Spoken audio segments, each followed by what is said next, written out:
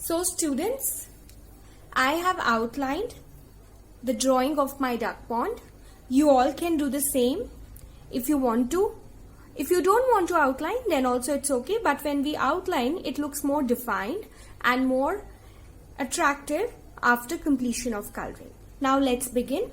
For the duck, I'm using a lemon yellow color. Children, ducks are brown. Ducks are in shades of mustard and brown, green and brown, and ducklings have shades of yellow in them. But right now, I am going to, in an artwork, all yellow ducks also look very, very beautiful. So I've taken my lemon yellow color, which is the lightest yellow, and we are now going to start coloring our ducks with this. Let's begin with the biggest duck, which is probably the mama duck.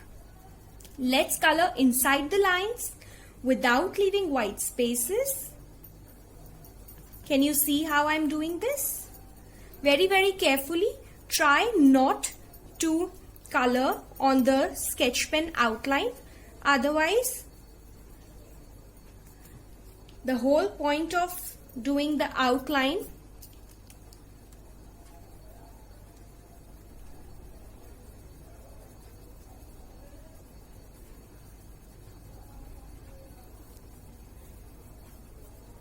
becomes meaningless.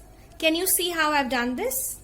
See, when we keep talking too much while coloring, then there are times that a color might run from here or there, or it might run out of the lines. That's why I stopped a little in between so that I could finish my coloring, and then I'll talk to you again.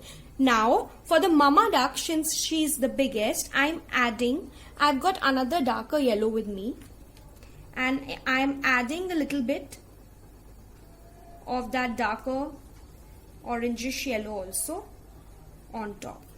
Can you see? Now let's come to the third baby duck, which is the duckling.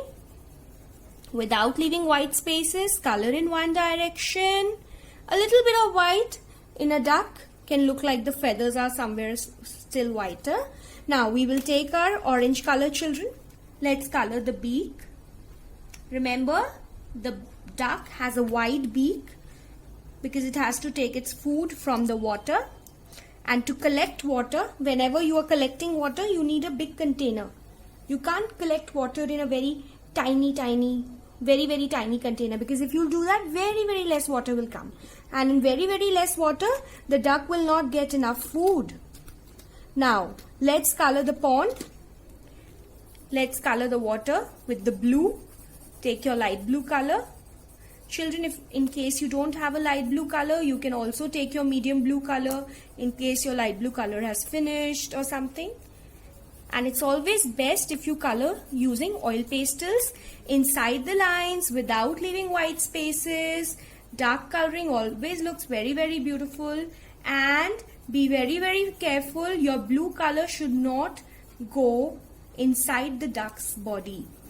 Can you see how I'm coloring this? Students, just carefully watch the direction. I'm doing it in the sleeping direction. Don't color the water in the standing line direction. You will always color water in this sleeping line direction, because water is always flowing. It's not standing. It's not a waterfall that water is falling down. It's flowing like this. And in a pond, usually water is more or less stagnant only.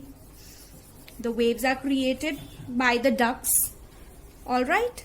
So, we are going to color inside the lines without leaving white spaces. Very neatly. Let's do it.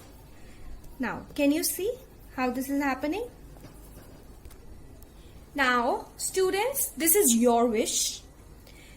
The water at the corners tends to appear darker because there's a collection of water and stone. There are stones, and then there is sand and grass that makes the edges look darker, as sunlight also is unable to reach in between spaces.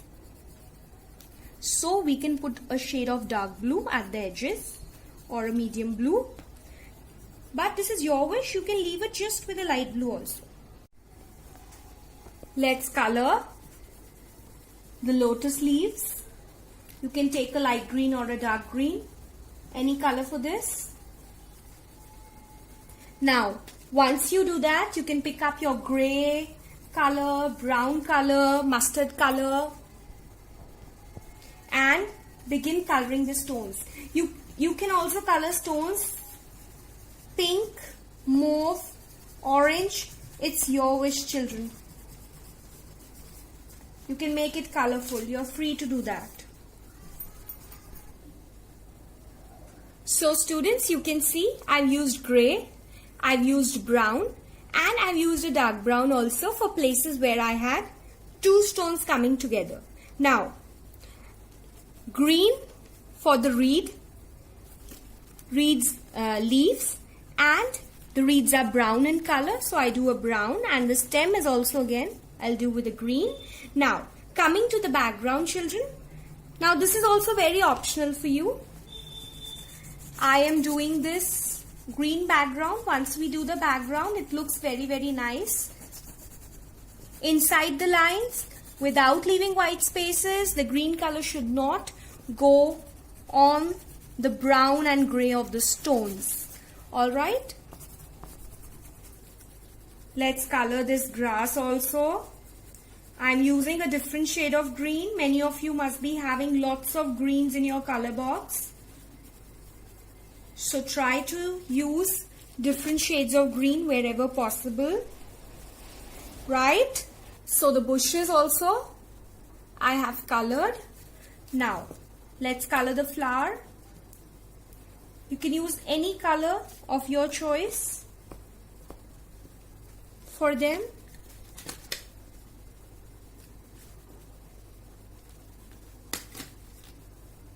I think it's looking too light, so I'll use a brighter color in the center.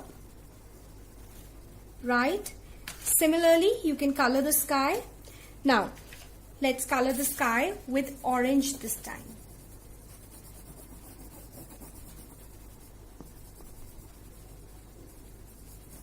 I've taught you how to do a blue and a pink sky.